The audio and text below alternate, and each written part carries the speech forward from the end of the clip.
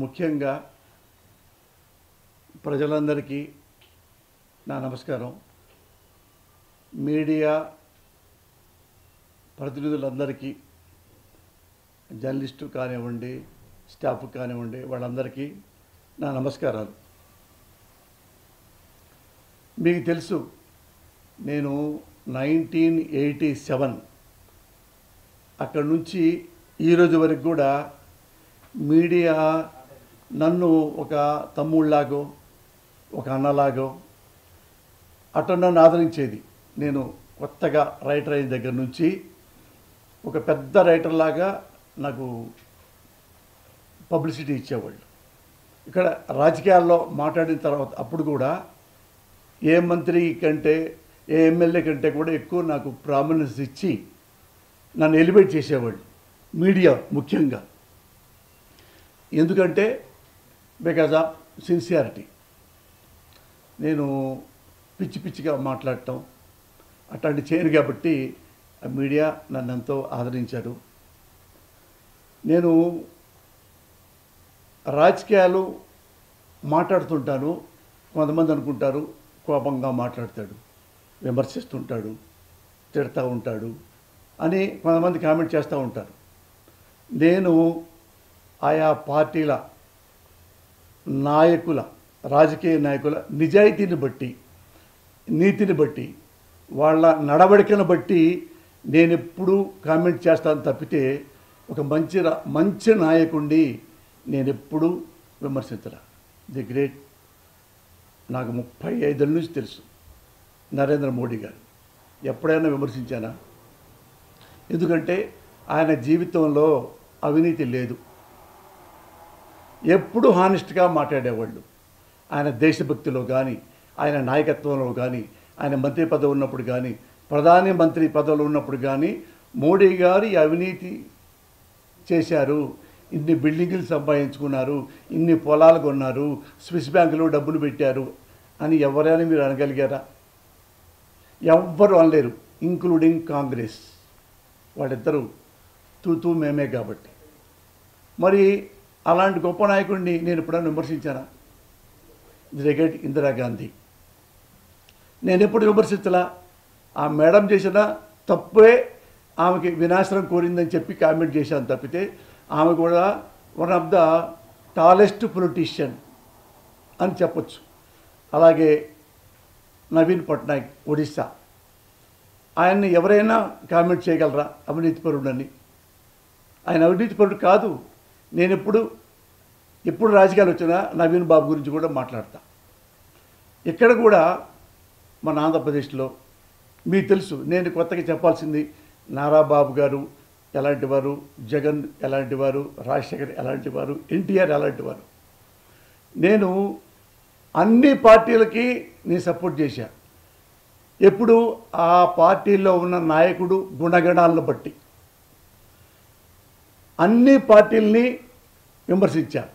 ఎప్పుడు ఆ నాయకులు ఎవరెవరైతే ఆ నాయకులు ఉన్నారో అప్పట్లో ఆ పార్టీకి వాళ్ళు తప్పులు చేస్తే విమర్శించారు.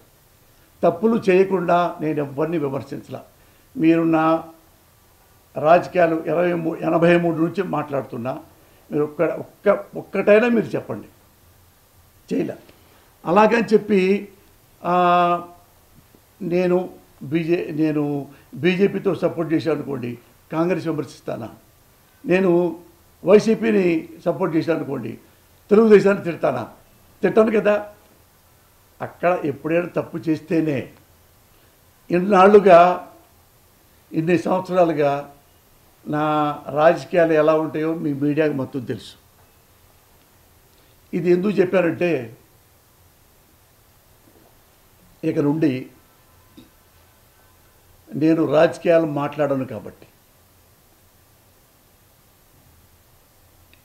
ఎప్పటి నుంచి ఇక నా లైఫ్ టైంలో రాజకీయాల గురించి మాట్లాడను కాబట్టి, ఏ పార్టీని పొగడను కాబట్టి, ఏ పార్టీని సపోర్ట్ చేయను కాబట్టి, ఏ పార్టీని విమర్శించను కాబట్టి, నేను లైఫ్ టైంలో ఇక రాజకీయాల జోలికి పోదలుచుకోవాలి. మీరు అనుకోవచ్చు మీరు అనుకోవచ్చు, ఎందుకు ఎవరు తిడుతున్నారనా, సోషల్ మీడియాలో తిట్టారనా, కేసులు పెడుతున్నారనా? కాదు. ఇప్పుడు నేను మగవాణ్ణి, తిట్టడం ఈజీ లేదు.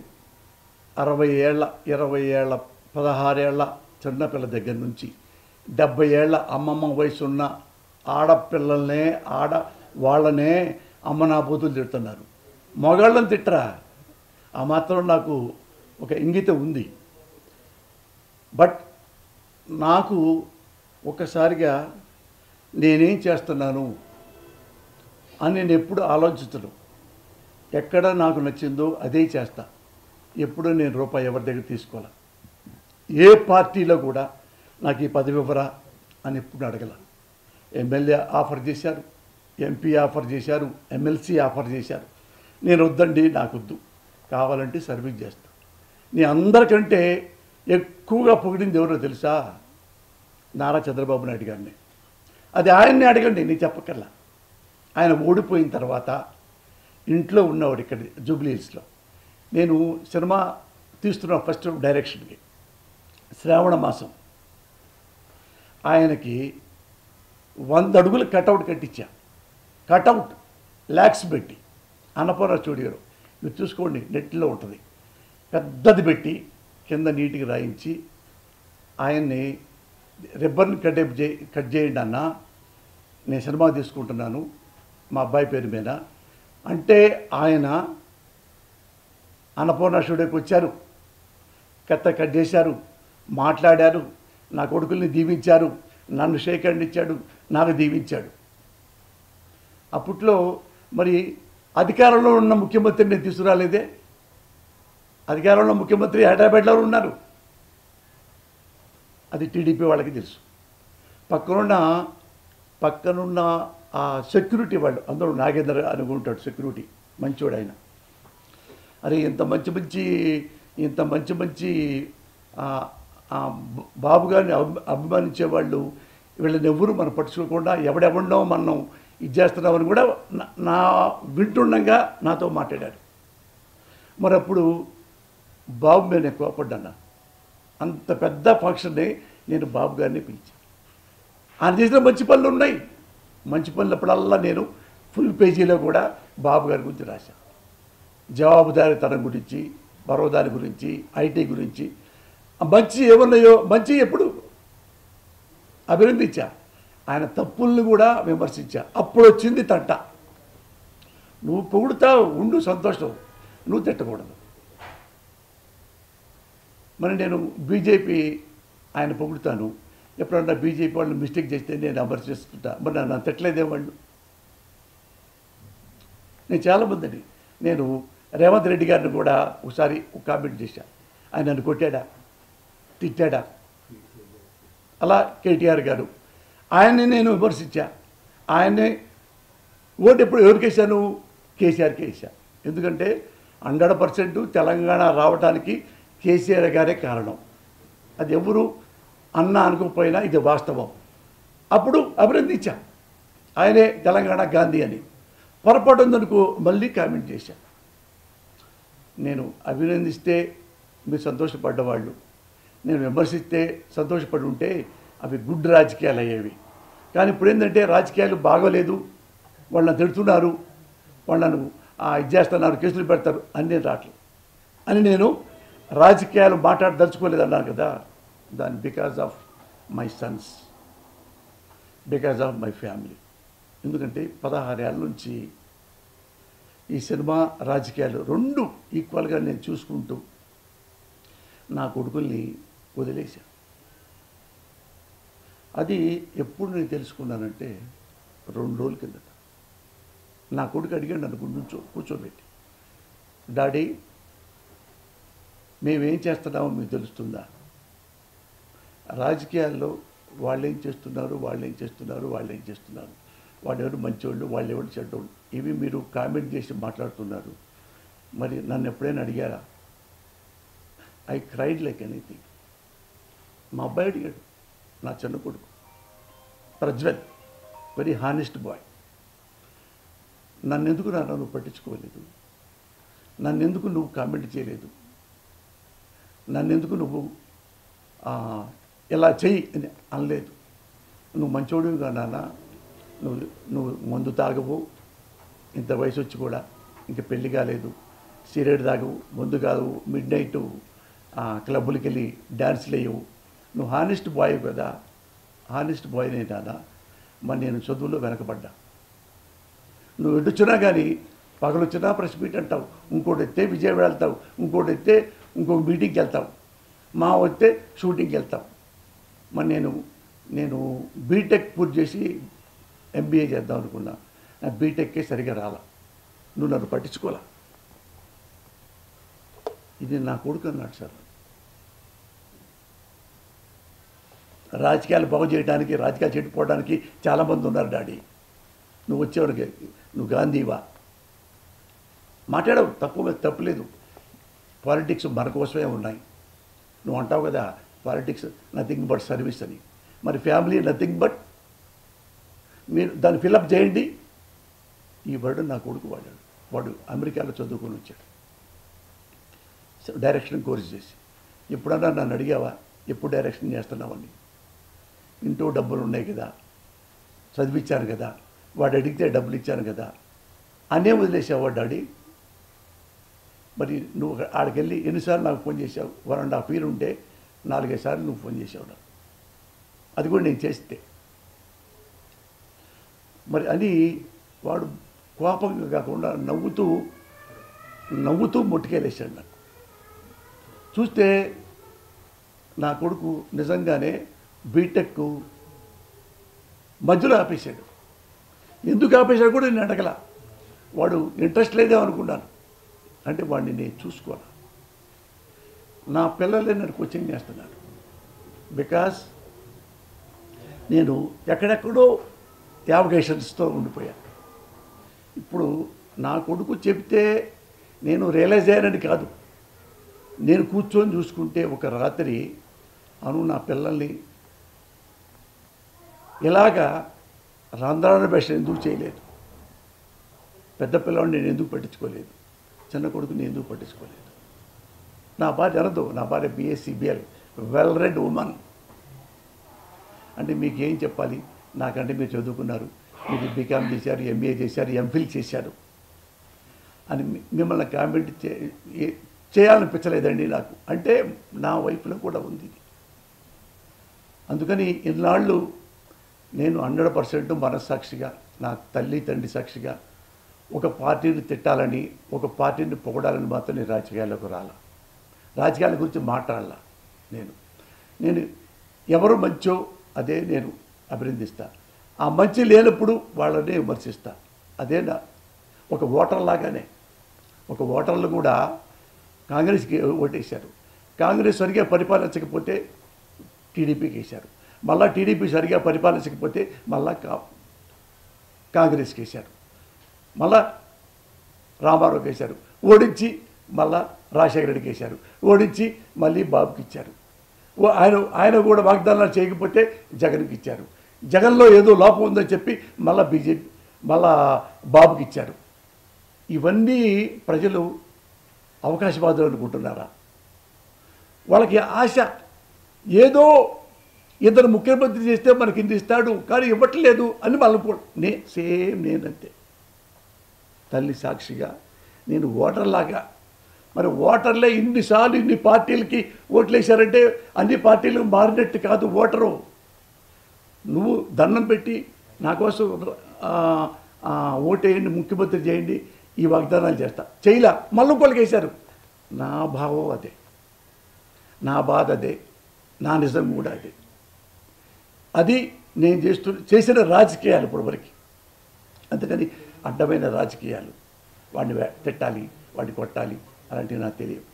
ఇప్పుడు మనస్సాక్షిగా నేను నా కుటుంబం కోసం, నా బిడ్డల భవిష్యత్తు కోసం, ఇన్నాళ్ళు ఈ రాజకీయాలు మన కోసం, మన సర్వీస్ కోసం అని చెప్పి నేను దూరేసి అన్నీ చేస్తున్నాను తప్పితే, నా ఇల్లు నేను పెళ్లి చేసుకొని నా భార్య కోసం, నా బిడ్డ కోసం అట్టనుంటే నా బిడ్డ బీటెక్ చెప్పేవాడు కాదు,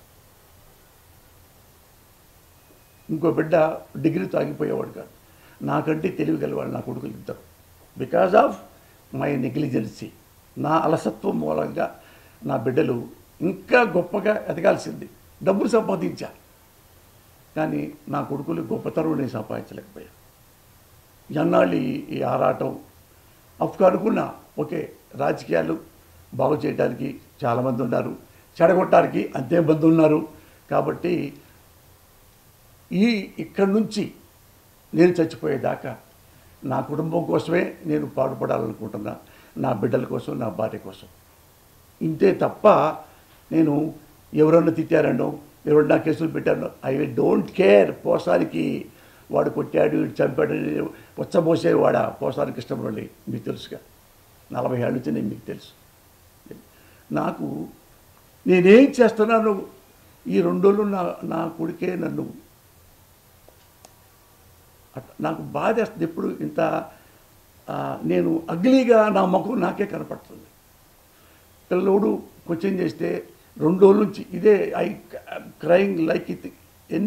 చాలా చాలా కన్నీళ్ళు ఇప్పుడు పెట్టలేదు, కానీ నేను చనిపోయేంతగా ఆ క్వశ్చన్స్కి ఆన్సర్ చేయలేకపోయా. అందుకని ఇక్కడ నుంచి నా బిడ్డల కోసం, నా కుటుంబం కోసమే నా జీవితాన్ని అంకితం చేసుకుంటా. నేను జగన్మోహన్ రెడ్డి గారు, ఐ లవ్ యూ. మీరు నన్ను ఎంతో ఆదరించారు. నాకు ఎమ్మెల్సీ ఇస్తున్నారు, రాజ్యసభ ఇస్తారు, ఎమ్మెల్యే ఇస్తారు, ఏమైనా అడిగినా ఇచ్చారు. వద్దని చెప్పారు. ఆయన నన్ను ఒక తమ్ముళ్ళలాగా బాగా చూసుకున్నారు, అభినందించారు. అలాగే నారా చంద్రబాబు నాయుడు గారు మిమ్మల్ని ఎంతో గొప్పగా గౌరవించారు, అది మీకు తెలుసు. మీకోసం 2 లక్షలు నా ఓన్ డబ్బుతో ఫుల్ పేజీ మీ గురించి రాశాను. నారా చంద్రబాబు నాయుడు గారు చేసిన మంచి పనులు అని అట్ట లిస్టులు కూడా రాశాను. మళ్ళీ మీరు పొరపాటు ఇచ్చినప్పుడు మనల్ని విమర్శించాను. దాని గురించి ఇప్పుడు నాకే బాధ అయితే ఏం లేదు, కానీ నేను ముఖ్యంగా రాజకీయ నాయకులందరికీ నేను నమస్కారం చెబుతూ, ఇన్ని సంవత్సరాల పాటు నన్ను ఆదరించారు. అందుకని ఆల్ ద బెస్ట్.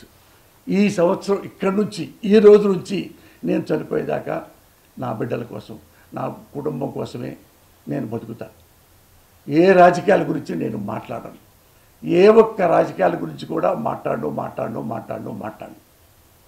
నాకు బాగా నేషనల్ వైడ్ దేశానికి సంబంధించిన వాడు కాబట్టి నరేంద్ర మోడీ అంటే దేశభక్తుడు. అలాంటి వాడిని మాత్రం ఎప్పుడన్నా ఒక మాట అంటే చాలా గొప్పవాడండి, దేశభక్తుడు. ఆ మాత్రం అయితే అంట మన దేశం కాబట్టి, మన దేశభక్తుడు కాబట్టి, గొప్ప ఎవరెస్ట్ అంతా గొప్పడు కాబట్టి. అది కూడా రాజకీయాల గురించి నేను మాట్లాడను. అదొక్కటే. ఒక దేవుణ్ణి ఎలాగ నన్ను ఒక భక్తితో నమస్కరిస్తాను, అప్పుడు ఎప్పుడన్నా మోడీ గారు కనపడితే ఒక నమస్కారం పెట్టుకుంటా, అంతే తప్ప ఇక రాజకీయాలు అనేది నా నోటితో నేను ఎప్పుడు ఒక వర్డ్ కూడా ఈ ప్రెస్ మీట్తో ఇది క్లోజ్. నా బిడ్డల గురించి క్లీన్గా, నా బిడ్డల గురించే. రాజకీయాల గురించి మాట్లాడను, రాజకీయాల గురించి తప్పుకుంటున్నాను. ఇక నుంచి ఏ పార్టీకి నాకు సంబంధం లేదు, ఏ నాయకుడి గురించి నేను కమెంట్ చేయను, మంచి చెప్పను, చెడు చెప్పను, సలహా చెప్పను, ఆఫ్ ద రికార్డు మాట్లాడను. మీ ప్రెస్ మీట్లో ఎంతమంది ఉన్నారో, మీరు ఎంతోమంది డజన్లు ఆ జర్నలిస్టులు వాళ్ళందరూ నాకు తెలుసు. అందరూ TV5 బిఆర్ నాయుడు అయితే ఏంటి, రాధాకృష్ణ అయితే ఏంటి, చివరికి ఆయన కూడా నా మిత్రుడే చనిపోయిన రామోజీరావు, వీళ్ళందరితో ఏదో పెద్ద సంబంధాలు ఉన్నాయి, వాళ్ళందరూ ఉన్నాయి. వాళ్ళందరికీ మళ్ళీ చెప్తున్నా, ఇంతమంది ఇప్పుడు ఈ ఒక జర్నలిస్ట్ అశోక్ అడిగాడు, రాజకీయాలు ఏమన్నారు,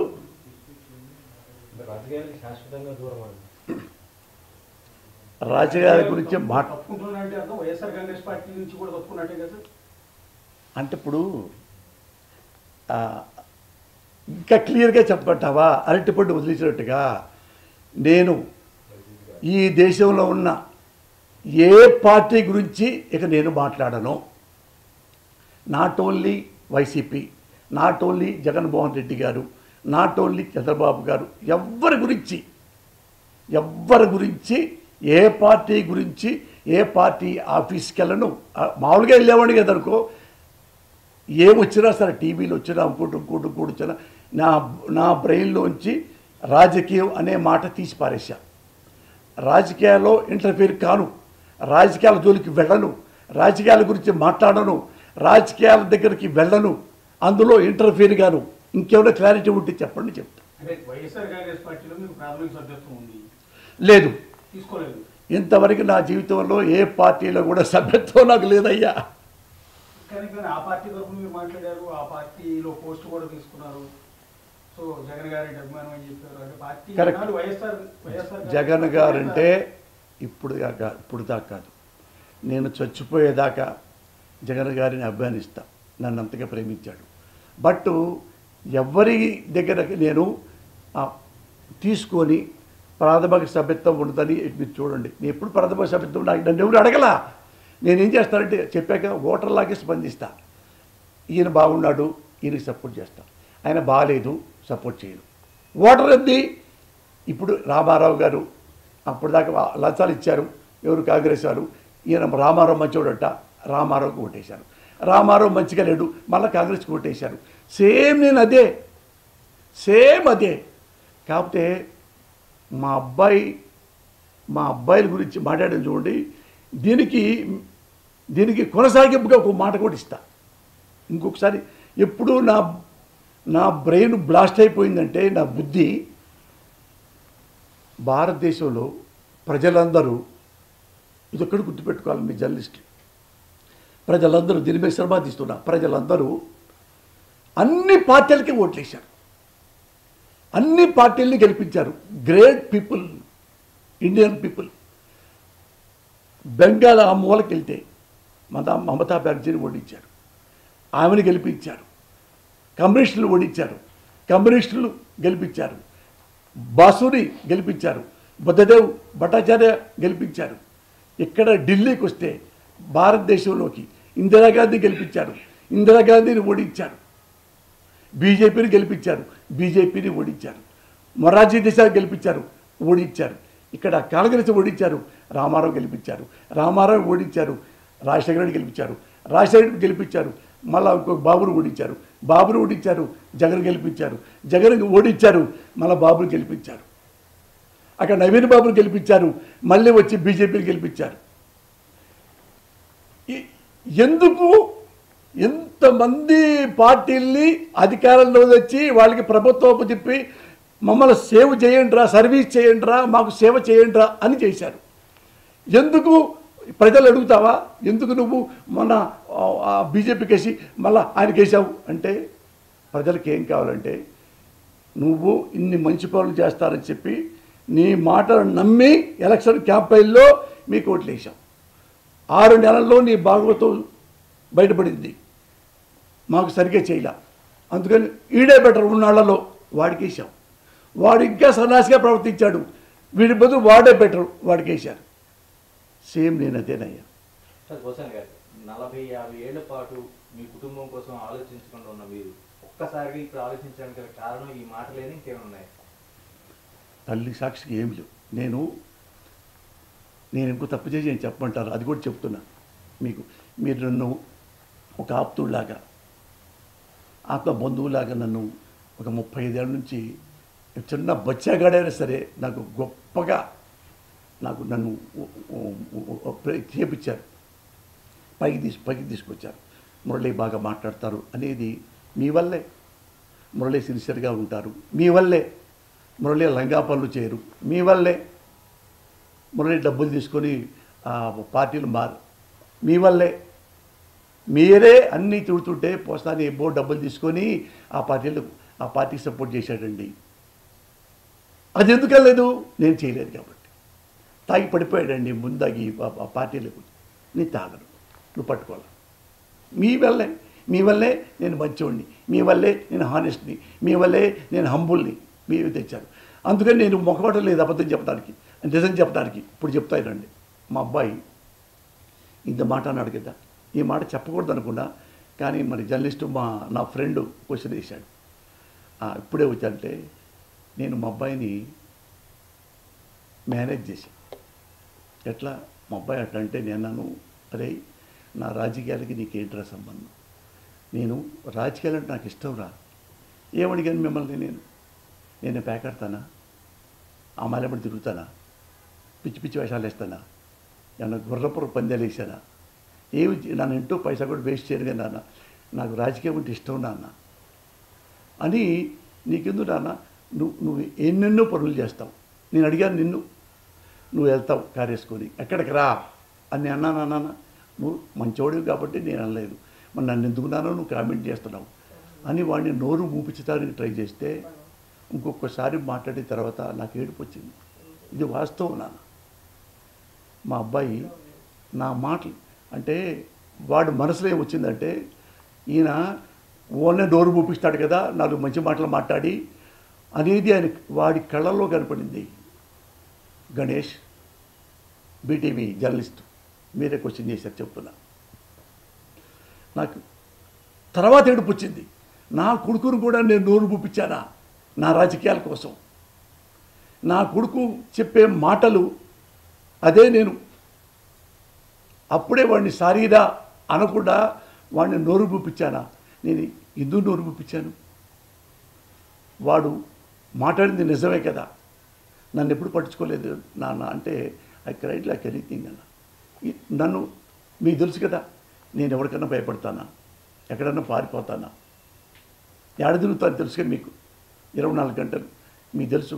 ఒకటే నేను ఎదవనో మంచివాడిని చెప్పడానికి ఒకటే ఒక మాట, రాజకీయాలు నిజాయితీగా ఉండంటారంటే చిరంజీవి గారు నాకు సీట్ ఇచ్చి నాకు చెప్పకుండా కూడా ఆయనే అనౌన్స్ చేసి నన్ను చిలకలూరిపేట పంపించారు. చిలకలూరిపేటలో ఒక అభ్యర్థి 12 కోట్లు, ఒక అభ్యర్థి 11 కోట్లు డబ్బులు ఇవ్వటం, డబ్బులు పంచటం, మందు పంచటం, బిర్యానీ పంచటం ఏం చేసి నన్ను అడిగారు, సార్ మీరు ఎంత ఇద్దాం అనుకుంటున్నారు ఒక్కొక్క ఓటర్కి, నేను ఎందుకు ఇవ్వాలా, మరి అమాయకంగా మాట్లాడతారేంటి, డబ్బులు అందరు ఇవ్వట్లేదా, ఇస్తున్నారు, మరి మీరు, నేను ఇవ్వను, నేను మిమ్మల్ని చెడగొట్టను, నాలాంటి వాడిని మీరు చెడగొట్టద్దు. చెడగొడితే ఒకరిని గెలిచారనుకో ఇంత డబ్బులు ఖర్చు పెట్టి చిలకలూరిపేటనే తినేస్తా, నేను తాగను, మీ డబ్బులతో తాగండి. ఓటు నేను గెలిస్తే చిలకలూరిపేట బాగు చేస్తారనుకుంటే ఓటేయండి, ఒక్క పైసా మీకు ఇవ్వను. నేను ఒక్క పైసా ఇవ్వలేదన్నా అంటే నేను ఎంత నిష్ఠగా ఉన్నాను మీకు ఒకసారి లాస్ట్లో చెప్పడానికి. చిలకలూరిపేట మీరు అడగండి, పబ్లిక్లో కూడా చెప్పా, నా పక్కన షాడో పోలీసులు ఉంటారు, వాళ్ళు అభిమానులు ఉన్నారు. నేను కానీ కనీసం ఓటర్లకు ఇవ్వారు, కార్యకర్తలకైనా కొద్ది ఎంకరేజ్ కోసం ఒక ఏదో పెట్టమంటారు, ఏదో ముందు బట్టలు పెట్టి బాక్స్ని, అది కాటన్ ఏదో అంటారు, ఆ కాటన్ కనీసం ఒక అభిమానుల కన్నా వాళ్ళకన్నా మన కార్యకర్తల కన్నా, కార్యకర్తలు ఇప్పుడే తాగుతున్నారా, అంతకుముందు తాగుతున్నారా, అంతకుముందు కూడా తాగుతున్నారు, అంతకుముందే నేను డబ్బులు ఇవ్వలేదు కదా, ఇప్పుడు నన్ను ఎందుకు అడుగుతున్నారు, నేను ఇవ్వను. అయితే మీరు ముందు కొడిగినప్పుడు ఎందుకు సార్ మీతో రావాలి, వద్దు సార్. ఎట్లా నేను రాజకీయాలు చేశా చెప్పండి. అంటే ఇప్పుడు దాదాపు రాష్ట్ర వ్యాప్తంగా మీకు ఆంధ్రప్రదేశ్లో చాలా కేసులు నమోదైనాయి, సిఐడి కూడా మీకు కేసు నమోదు చేసిన వార్తలు వస్తున్నాయి, మీ దగ్గర వచ్చిందో లేదే. కానీ ఈ సమయంలో మీరు రాజకీయాలకి దూరంగా గుడ్ బై చెప్తే పోసాని పిరికి వాళ్ళలాగా వెనక్కి వెళ్ళిపోయాడనే విమర్శలకు ఏం సమాధానం చెప్తారు?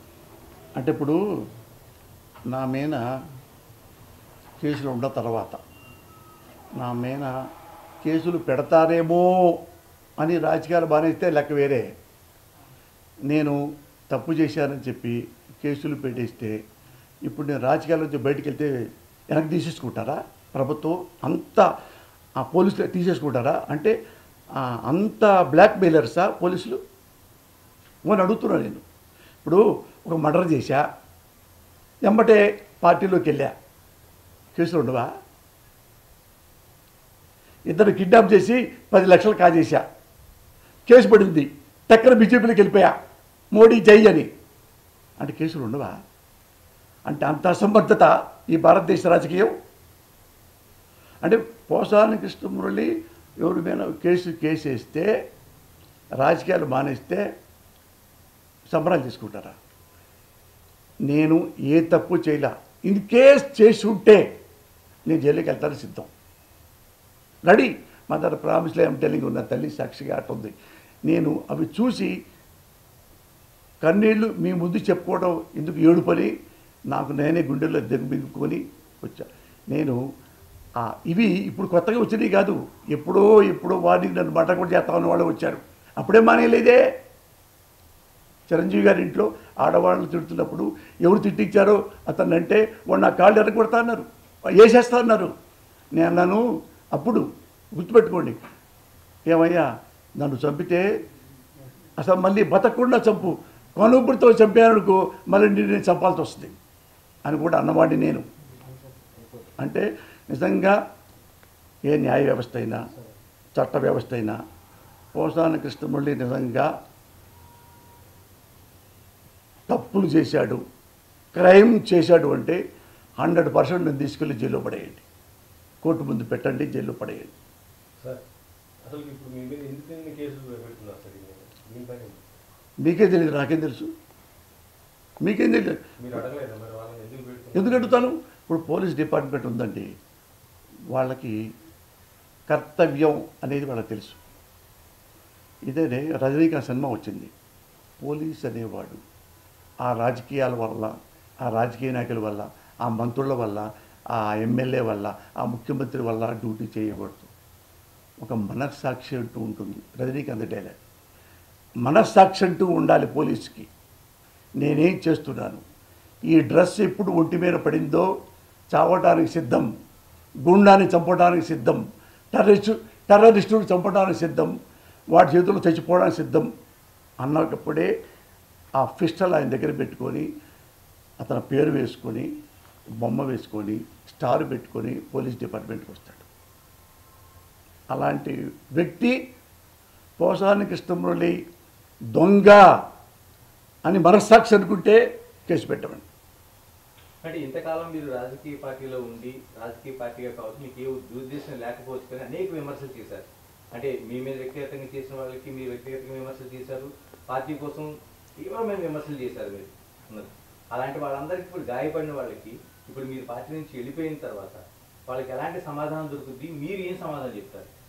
ఒక మాట చెప్పానా, నేను ఎవరిని కూడా ఒక్క బూతు మాట ఎప్పుడు అన్నా. నేను నన్ను ఎవరన్నారో నేను అనుకుంటానా, జేసీ కన్నీ వైసీ బన్నీ అంటే నేను మనిషినే కదా. మీరు అనుకుంటున్నారు, జర్నలిస్టులు కొంతమంది అడుగుతున్నారు క్వశ్చన్స్, రెడిక్యులస్గా ఉన్నాయి. అది ఎందుకంటే తిట్టి వాళ్ళు చేసి ఎవరు తిట్టారు? పెళ్ళాం బిడ్డలు తిట్టానా? అన్యాయం తిట్టానా? బూతులు తిట్టానా? నేను క్వశ్చన్ చేస్తే నా కుటుంబాన్ని అమ్మనా బూతులు తిట్టారు, వాళ్ళనే నేను మాట్లాడాను. నన్ను నా కుటుంబాన్ని ఎట్ట తిడితే నేను ఏడుస్తాను, నిన్ను అలాగే తిట్టా. నీకు తెలియాలరా నా కన్నీళ్ళు, నీకు తెలియాలి. అనవసరంగా ఎవరన్నా చంద్రబాబు గారిని నేను అరేవరే అన్నానా? అంతమంది రాజశేఖర రెడ్డి గారిని నేను అభినందించా, మంచి పని కానప్పుడు నేను విమర్శించా. తెలుసా మీకు? చూడండి, ఉంటుంది ఆంధ్రజ్యోతిలో ఉంటుంది పేపర్. మీరు ఫ్రీగా ఏదో ఇస్తారంటే ఫ్రీ కోసం రావట్లేదు సార్, రైతులు నాణ్యమైన విత్తనాల కోసం వస్తున్నారు sir, you should not forget sir అన్న. ఆయన ఏమన్నాడు తెలుసా? నవ్వాడు మహానుభావుడు. నీలాగా మాట్లాడలా. అప్పుడు తిట్టావుగా నువ్వా, ఇప్పుడు ఇట్టావేంటి నువ్వా అన్నారా? చంద్రబాబు పొగిడా, అప్పుడు పొగిడావు ఎందుకో, ఇప్పుడు ఎందుకు తిడుతున్నావు ఎందుకో? ఇప్పుడేమన్నా బట్టలు రాస్తున్నారా మీరు? మంచివాడిని ఎప్పుడు మంచిగానే ప్రొజెక్ట్ చేశా. నేను ఓటర్నయ్యా. పోసాని కృష్ణమురళి ఎవడో విదేశం నుంచి వచ్చాడు అనుకున్నావా?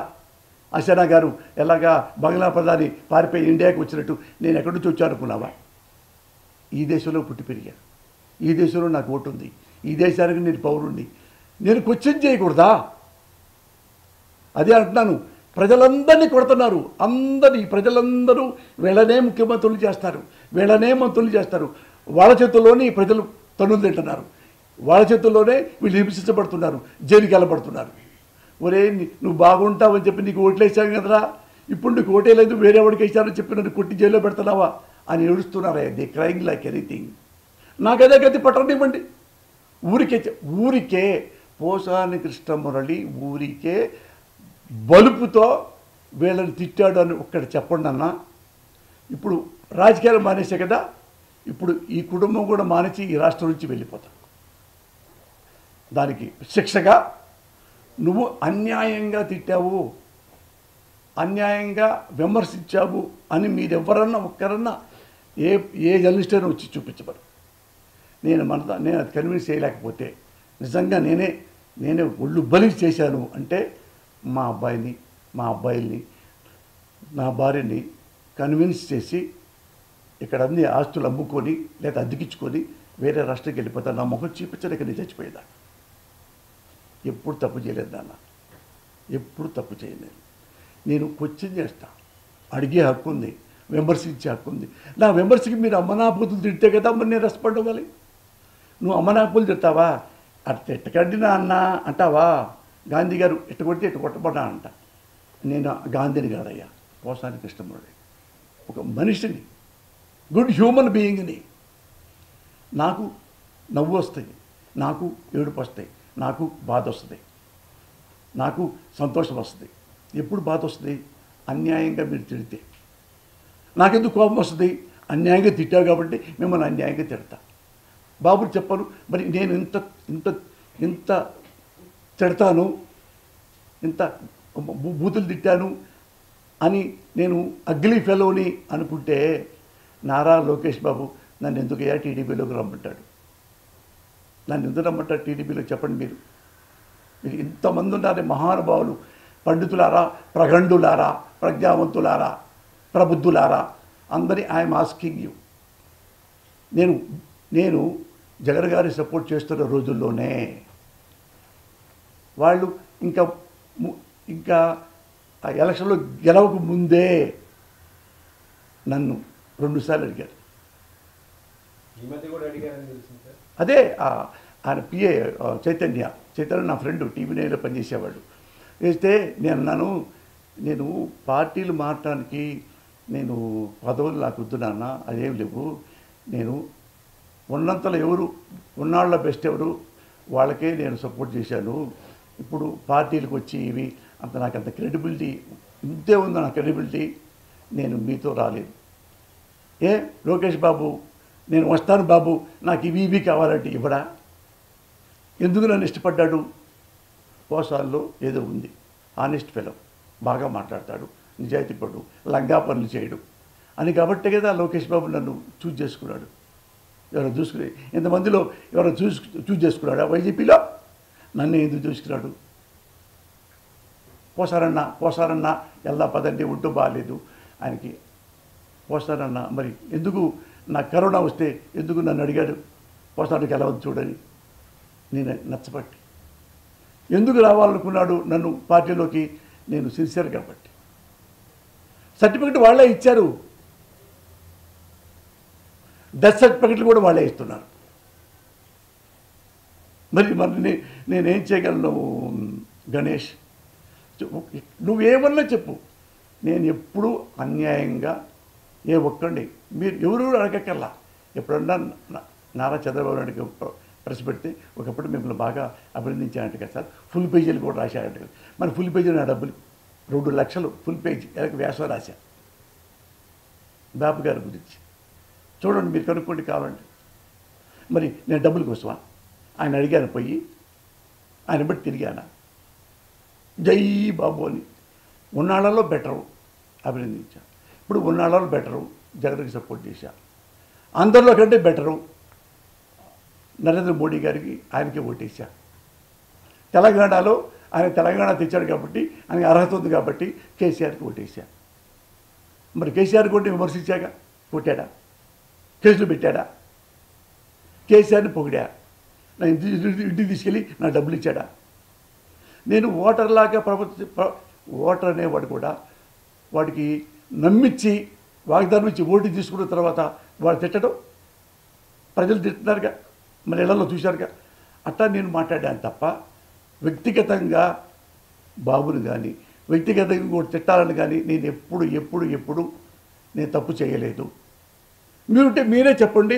వరుసగా ఇదిగో ఇక్కడ మాత్రం నువ్వు ఒళ్ళు బలిసి వాడుతున్నావయ్యా నువ్వు ఎవరో మెహర్బానీ కోసం. ఎవడం మెహర్బానీ కోసం నేను ప్రెస్ మీట్ పెట్టను నాన్న. ఎవడు అడగండి నన్ను బాబు అడిగాడా ప్రెస్ మీట్ పెట్టమని? జగన్ అడిగాడా? మోడీ అడిగాడా? కేసీఆర్ అడిగాడా? పోనీ చెప్పండి. ఎందుకు అని పొగిడితే పిలుస్తాడనే అది కూడా చెప్పండి. నన్ను అడిగారు చాలా పార్టీలో నాకు ఎమ్మెల్యేలు అటు నాకు ఇష్టం లేదండి. డబ్బులు నా దగ్గర ఉన్నాయండి. 100 కోట్లు పైగా సంపాదించుకున్నానండి. నా డబ్బు అక్కర్లా, పదవి అక్కర్లేదని చాలాసార్లు వద్దరు. నారా లోకేష్ బాబే మీకు సాక్ష్యం. నారా లోకేష్ బాబు సాక్ష్యం మీరు. మరి ఏమి ఆశించినోడు నాలాంటి వాడు మాట తీసుకోలేరా మీరు? దానికి తిట్టాలా? దానికి కోర్టులో కేసు వేయాలా? నేనేమన్నా దేశద్రోహినా? కబ్జా చేశానా? కిడ్నాప్ చేశానా? రేప్ చేశానా? తలకాయ పగల కొట్టానా? ఎవడైనా పొడిచానా? ఎవరైనా కిడ్నాప్ చేశానా? మీరు చెప్పండి. ఏ దొంగతనం చేశాను? ఏమీ చేయకుండా నీతిగా బతికేవాడిని మీరు కూడా ఇంత బురద. ఆయన ఐ డోంట్ కేర్.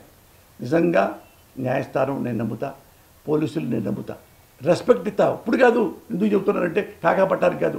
నా దగ్గర గన్మ్యాన్గా పోలీసులు ఉన్నారు 4. ఎన్నో సంవత్సరాల నుంచి ఉన్నారు. ఒక్క పోలీసు పేర్లని చెప్తా, పర్సనల్గా ఎంక్వైరీ చేసుకోండి. ఎలాంటి వాడు? ఎడమెంటా, యారగంటా, చీఫెస్ట్ ఫెలో ఉన్నా.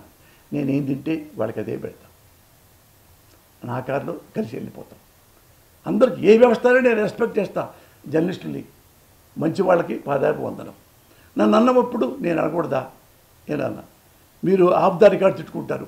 నేను తట్టుకోలేక రికార్డుగా తిడతా. ఇంతే తప్ప నాలో ఏమున్నాయి దాచిపెట్టుకోవడానికి, నాలో ఏమున్నాయి నన్ను చంపడానికి, నన్ను అరెస్ట్ జైల్లో పడేసి జైల్లో తిప్పడానికి ఏమున్నాయి నాలో? అంత దుర్మార్గం ఏముంది చెప్పండి?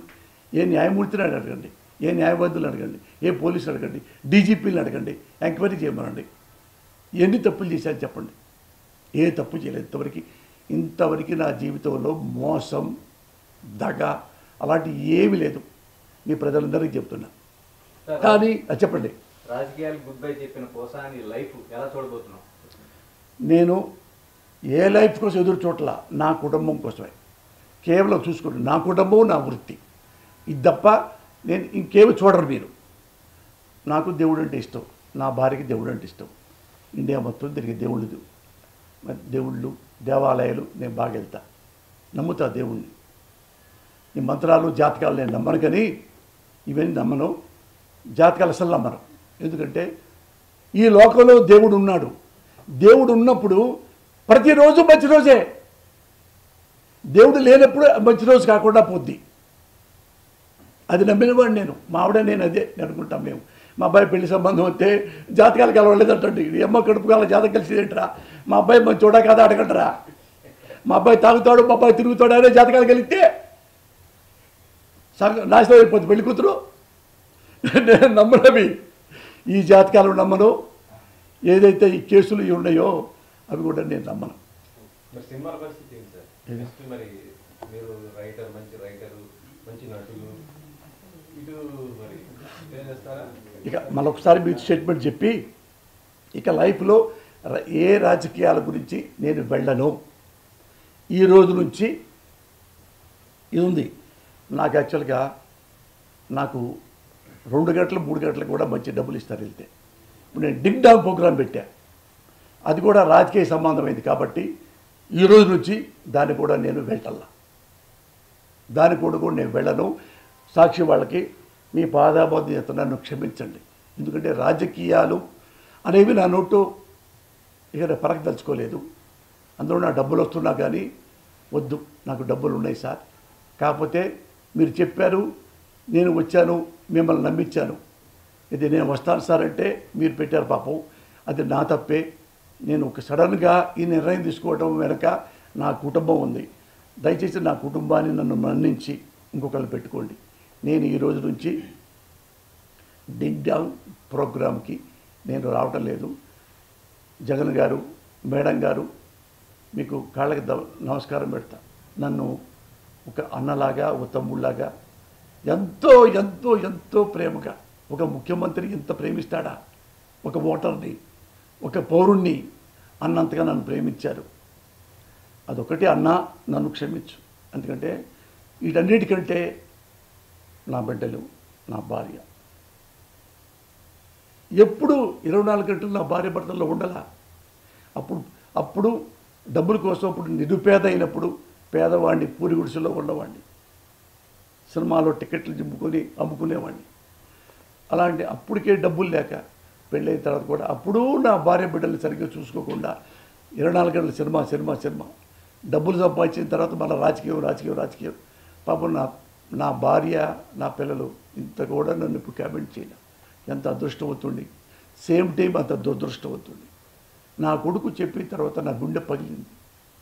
ఇది మించి ఇది అబద్ధం అని చెబితే నేను ఇక్కడే కూర్చుంటా, డబ్బు లేనే అవుతా, నార్కో టెస్ట్ చేయండి మీరు కావాలంటే. అంతవరకు నేను చెప్పగలను. సార్ ఏం బ్రేకింగ్ పెట్టాలి అర్థం కావచ్చు. బ్రేకింగ్ లైన్ చెప్తారు. రాజకీయాల నుంచి తప్పుకుని పోసాయన వైఎస్ఆర్ కాంగ్రెస్ పార్టీకి రాజీనామా చేసి పోసాను అన్నా, జగన్కి రామరావు చెప్పి పోసాను అన్నా ఏం పెట్టుకుంటారు. ఒక్కసారి నేను చెప్పాను, నా పట్ల జగన్ గారు ఎలా ప్రేమించాడో మీకు తెలుసు. సేమ్ టైము నారా చంద్రబాబు నాయుడు గారి గురించి కూడా ఆయన నన్ను ఇప్పుడు విమర్శించినప్పుడు కూడా నన్ను ఏవైనా చేయలే. గుర్తుందా ఒకసారి చెప్పా, మొన్న ఈ మధ్య ట్యాక్స్ చెప్పా నారాలో. ఎందుకంటే ఎవరు అన్యాయంగా లోకేష్ బాబుని ఇంకో దాన్ని విమర్శించారని చెప్పేసి ఎవరినో వాళ్ళని చంపాలని నువ్వు అంటే అది తెలిసి చంద్రబాబు నాయుడు తప్ప వద్దు అట్లాంటి పిచ్చి పనులు చేయకండి అన్నాడు. అది కూడా చెప్పాను నేను లైవ్లో చెప్పి, చంద్రబాబు నాయుడు గారు చాలా థ్యాంక్స్ అండి, మీ రాజకీయ పరిణితికి హ్యాట్స్ ఆఫ్ అని కూడా చెప్పా. మంచిగా ఉన్నప్పుడు ఎప్పుడు చెప్తా, మరి తప్పులు ఉన్నప్పుడు చెప్పరా. నేను మావిడిని కూడా అంట, మావిడ కూర బాగా వండినప్పుడు సూపర్గా ఉండేవు లత అంట. అందులో రాళ్ళు వచ్చి ఉప్పు ఎక్కువైందనుకో, ఏంటమ్మా ఉప్పు ఎక్కువ వేసింది చండాలంగా అన్న తింటాను కదా మనం బతికామంట. ఆ పొగిడినప్పుడు మా ఆవిడ తీసుకుంది, నా కోపం వచ్చినప్పుడు తీసుకోదా, మీరు అలాగే తీసుకోండి sir. Thank you very much. Above all sir, నేను ఎక్కువగా మిస్ అయిపోతున్నానంటే మీడియా మీరు నాకు 87వ సంవత్సరం నుంచి, నేను చిన్నప్పుడు ఒక బాయ్గా ఉన్నప్పుడు మద్రాసులో, అప్పుడు కూడా మీలాంటి జర్నలిస్టులు సినిమా వాళ్ళు అరే కుర్రోడు బాగా చదువుకున్నాడు పాపం, ఇప్పుడు డాక్టరేట్ చేస్తున్నానంట, బాయ్లాగా ఉండి అని నాకు 1/2 పేజీ 1/4 పేజీ రాసేవాళ్ళు. పెద్ద రైటర్లు కూడా రాయలా. వాళ్ళందరికీ పాదాబంధం చేస్తున్నా. మీ అందరు ఎంతో నన్ను ఎప్పుడూ ఏ కులం, ఏ మతం, ఏ పార్టీ చూడకుండా నన్ను ఎప్పుడూ అభినందించేవాళ్ళు. నన్ను అభినందించేవాళ్ళు T5లో ఉన్నారు, ఏబేనాంతల్లో ఉన్నారు, అన్నింటిలో ఉన్నారు, ఈనాడులో ఉన్నారు, అన్నింటిలో ఉన్నారు. అందరికీ నేను మెప్పించినా, ఒప్పించినా, నొప్పించినా సరే, నొప్పించానుకుంటే క్షమించండి, ఒప్పించానుకోండి అభినందనలు తెలియజేయండి. God bless you. మరిన్ని లేటెస్ట్ న్యూస్ అప్డేట్స్ కోసం మా ఛానల్ని సబ్స్క్రైబ్ చేసుకోండి, లైక్ చేయండి, షేర్ చేయండి, కామెంట్ చేయండి. Thank you.